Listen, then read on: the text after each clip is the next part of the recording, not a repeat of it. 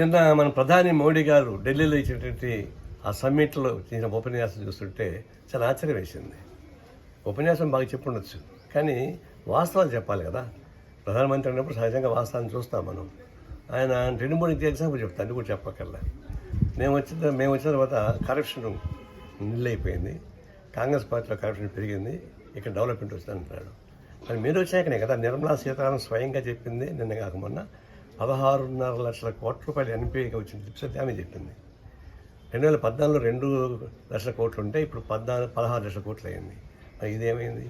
మీ పీరియడ్లోనే కదా 29 మంది డబ్బులు ఎగ్గొట్టించి విదేశాలకు వెళ్ళారు. అందులో 28 మంది గుజరాత్ వాళ్ళే కదా, ఒక విజయవాడ తప్ప. వీళ్ళంతా కలిసి ఎగ్గొట్టిన డబ్బులే 16 లక్షల కోట్ల రూపాయలు. మరి ఇది హోల్సేల్ అవినీతి కదా. రెండవది, మేము స్వతంత్ర పరిష్కారం చేస్తామని కేసు అన్నాడు. ఆంధ్రప్రదేశ్ను ఉదాహరించాడు. ఆంధ్రప్రదేశ్లో వచ్చినప్పుడు ఒక చిన్న ఆడపిల్ల పైన జరిగిన దాన్ని ఒక 20 రోజుల్లోనే మేము యాక్షన్ తీసుకున్నామన్నాడు.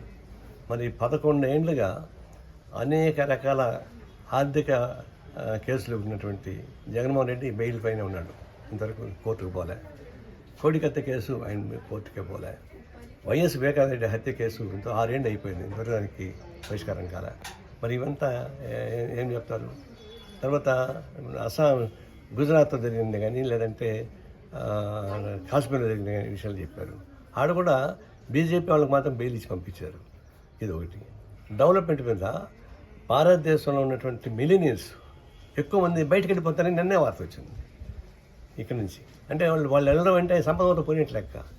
అది ఇదంతా పెట్టుకొని ప్రపంచంలో 3వ స్థాయికి మేము ఎదుగుతామని చెప్తున్నారు. మరి హంగరీ ఇండియా 112 స్థానం ఉంది. 170 దేశాల్లో 112 స్థానం హంగరీ ఇండియా. అదే పావర్టీ చేస్తారు. మరి వాల్యూ పెరిగిందా? పేదవాళ్ళ పరిస్థితి మెరుగుపడిందంటే పెరుగుపడలేదు. ఇవన్నీ పెంచకుండా కార్పొరేట్ కంపెనీస్ని సాటిస్ఫై చేసే పద్ధతుల్లో చిమ్మిక్లు విసిరి అబద్ధాలు చెప్పడం అనేది చాలా విచారకరం.